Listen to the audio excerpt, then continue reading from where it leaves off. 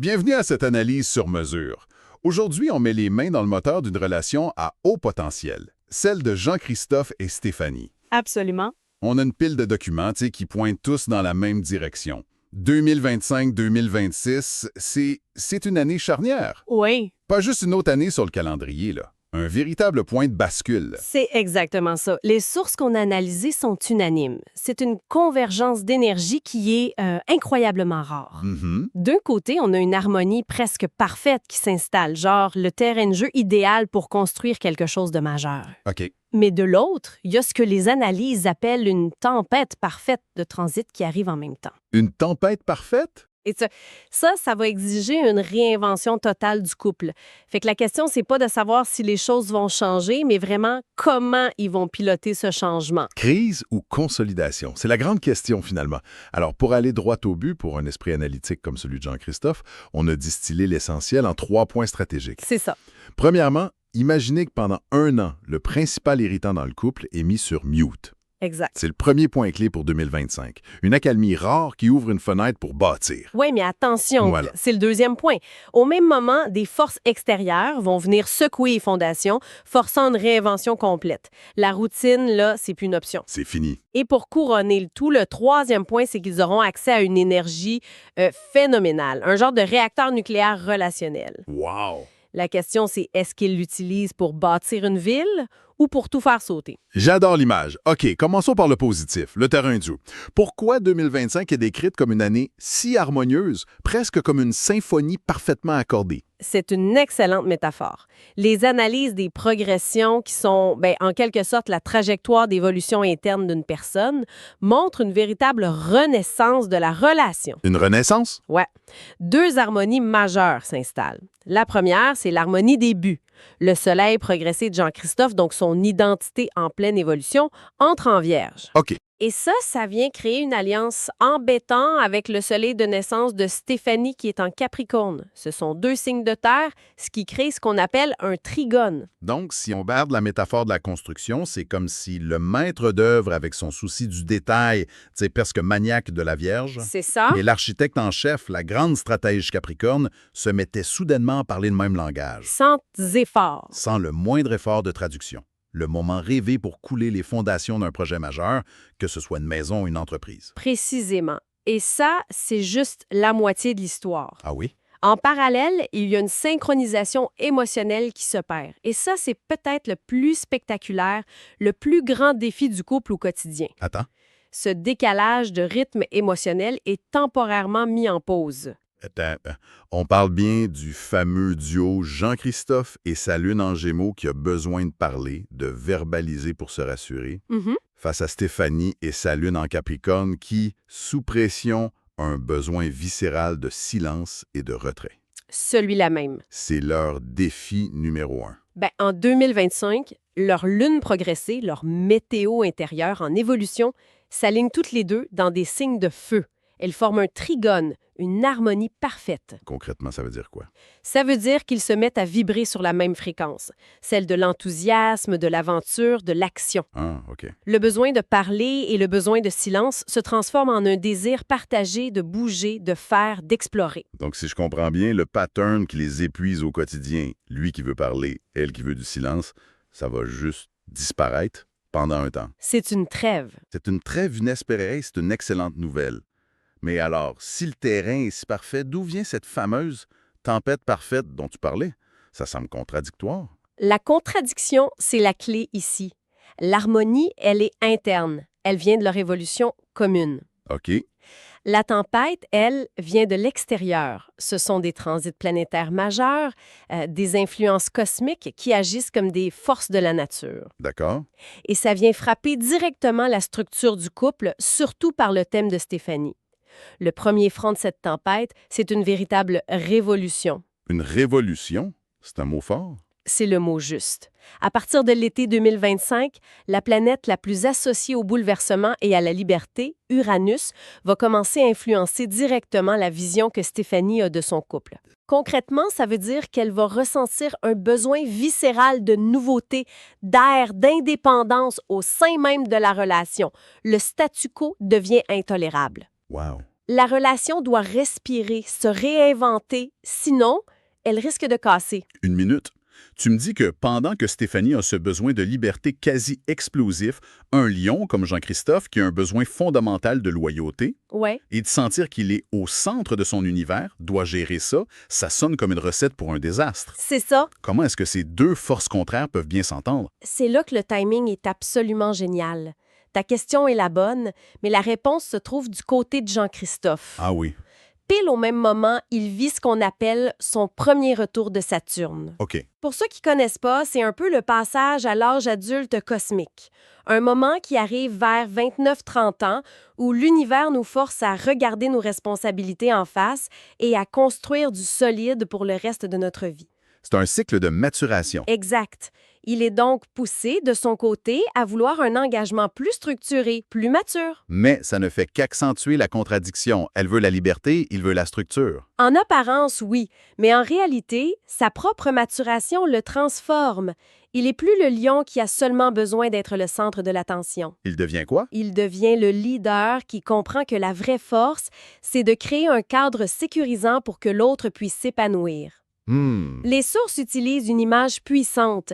Il devient l'ancre structurelle qui permet au bateau de Stéphanie de naviguer sa vague de changement sans chavirer. Il est prêt pour ça. Il est prêt. Sa propre configuration natale, cette fameuse grande croix qui le tire constamment dans 4 directions, l'a entraîné toute sa vie à trouver ce genre d'équilibre. Je comprends l'image de l'encre, mais être une encre, ça peut aussi être perçu comme quelque chose qui retient, qui empêche d'avancer. Il n'y a pas un risque que Jean-Christophe, en voulant bien faire, devienne un frein pour elle? Le risque existe, absolument. C'est tout le défi de ce retour de Saturne. Apprendre la différence entre structurer et contrôler. C'est la danse délicate qu'ils devront apprendre. OK. L'un pousse à la révolution, l'autre à la structure.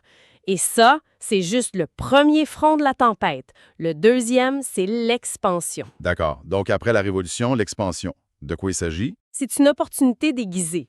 Jupiter, la planète de la chance et de la croissance, entre dans le secteur de l'intimité, de la sexualité, des finances partagées de Stéphanie. Ça vient amplifier le désir de fusion, la confiance, l'ouverture. C'est une occasion en or de guérir de vieilles blessures, notamment sa peur de la dépendance émotionnelle. Ça pousse à aller plus en profondeur. Exactement. Partager ses vulnérabilités. C'est intense. On a donc une révolution du partenariat et une expansion de l'intimité. Ça fait déjà beaucoup. Mais il y a un troisième élément dans cette tempête qui vient ancrer tout ça dans le concret, non? Exactement. C'est la restructuration. Saturne, la même planète qui fait maturer Jean-Christophe, va aussi transiter le secteur du foyer et des fondations de Stéphanie. OK. Ça mène une pression très concrète pour bâtir. Que ce soit un déménagement, un achat, une rénovation, Saturne demande du sérieux et de l'engagement à ce niveau-là. C'est le chantier. C'est le chantier concret qui va servir de canal à toute cette énergie de transformation. Et ça nous amène au point le plus spectaculaire et, j'imagine, le plus dangereux. Cette fameuse énergie nucléaire. C'est le Joker. Ça semble à la fois très prometteur et très risqué dans les analyses. C'est le Joker de l'année 2025.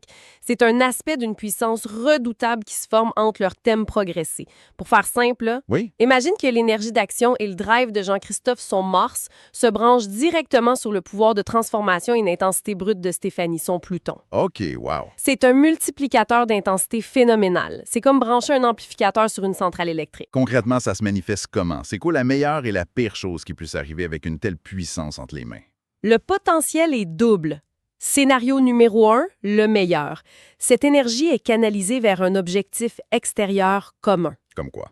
Un projet d'entreprise ambitieux, un défi sportif de haut niveau, une cause à défendre ensemble. Dans ce cas, leur capacité d'action et d'impact devient phénoménale. Ils deviennent un power couple. Un vrai de vrai.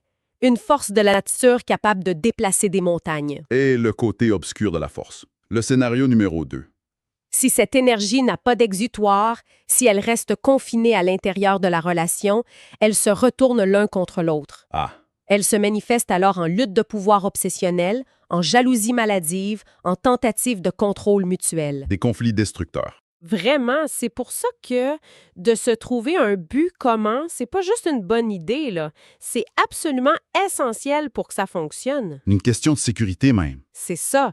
Ils doivent donner à ce réacteur nucléaire quelque chose à alimenter, sinon ils risquent la surchauffe et l'explosion. OK, le diagnostic est d'une clarté redoutable. C'est puissant, c'est complexe, mais ça semble navigable avec les bons outils. Alors passons au plan d'architecte. Si Jean-Christophe doit retenir 3 actions concrètes, non négociables, pour piloter cette année, ce serait quoi? Premièrement, et c'est l'action la plus cruciale de toutes, définir la mission commune. OK. Profiter de l'harmonie exceptionnelle et de la communication fluide de 2025 pour faire des réunions de couple structurées. Je parle pas de discussions sur le coin de la table, Non. des vrais conseils d'administration du couple, avec un ordre du jour. Le but, définir et écrire noir sur blanc une mission de couple pour l'année. Quelque chose de tangible, de mesurable et d'excitant pour les deux. Un but commun clair. Exact. Achat immobilier, création d'entreprise, projet de voyage, peu importe. Il faut un but pour servir de paratonnerre à cette puissance Mars-Pluton. Le paratonnerre pour l'énergie nucléaire. Logique. Quelle est la deuxième action? Deuxièmement, planifier l'aventure. C'est l'application directe de la synchronisation émotionnelle, ce fameux trigone de feu. C'est pas le moment d'attendre que l'envie se présente, il faut être proactif. Concrètement, ça veut dire planifier un grand voyage, s'inscrire à un cours pour apprendre un sport ensemble. Lancer un projet créatif. Exactement. Le but, c'est de créer consciemment une banque de souvenirs positifs et d'expériences fortes. C'est un investissement dans le capital bonheur du couple. C'est comme mettre de l'argent dans la banque de souvenirs du couple. J'aime ça. Et la troisième action, qui touche probablement à leur plus grand défi de tous les jours. Absolument. Troisièmement, établir un protocole de crise émotionnelle. C'est maintenant ou jamais. Ils doivent utiliser la fluidité 2025 pour négocier un accord clair sur la gestion de leurs besoins si différents sous stress. OK, c'est quoi le protocole? C'est simple, mais ça doit être respecté religieusement. D'un côté, Stéphanie s'engage à verbaliser son besoin de retrait. Une phrase simple comme « Je te rejette pas, j'ai juste besoin de recharger mes batteries, je reviens dans 1 heure ». Et Jean-Christophe? De l'autre côté, Jean-Christophe s'engage à entendre cette phrase, à la croire et à respecter ce silence sans l'interpréter comme un abandon ou un manque d'amour. C'est comme négocier un traité de paix pendant qu'on est en bon terme plutôt que de crier les clauses du traité en pleine bataille. C'est précisément l'idée. Beaucoup plus efficace, t'imagines? Ils doivent apprendre à traiter ce décalage comme un défi logistique et non comme une crise personnelle à chaque fois. C'est incroyablement limpide. L'année 2025-2026 n'est donc ni une crise à subir, ni une simple période de consolidation tranquille. Non. C'est une véritable rampe de lancement. Une période d'une intensité folle où le couple a l'opportunité de refondre complètement son alliage pour devenir plus résistant. Plus puissant, plus authentique que jamais. Exactement. Et tout ça nous mène à la pensée finale pour Jean-Christophe. Une pensée qui met tout ça en perspective. Si on prend du recul et qu'on regarde la trajectoire à long terme de ce couple, son contrat d'âme si on veut, Oui. on voit que la mission est de passer d'une zone de confort basée sur l'analyse, le contrôle et le faire, ce qui est très lié à l'énergie vierge, à une destination basée sur la foi, le lâcher-prise et l'être, qui est l'énergie des poissons. Donc, la grande question pour un esprit aussi analytique et structuré que le sien est la suivante. Comment apprendre à construire sur quelque chose d'invisible comme la foi? C'est ça. Comment un bâtisseur, un homme qui a besoin de concret, de plans, de chiffres, apprend-il à faire confiance à ce qui ne peut être ni mesuré, ni planifié, ni contrôlé? C'est peut-être ça le véritable chantier de la prochaine décennie.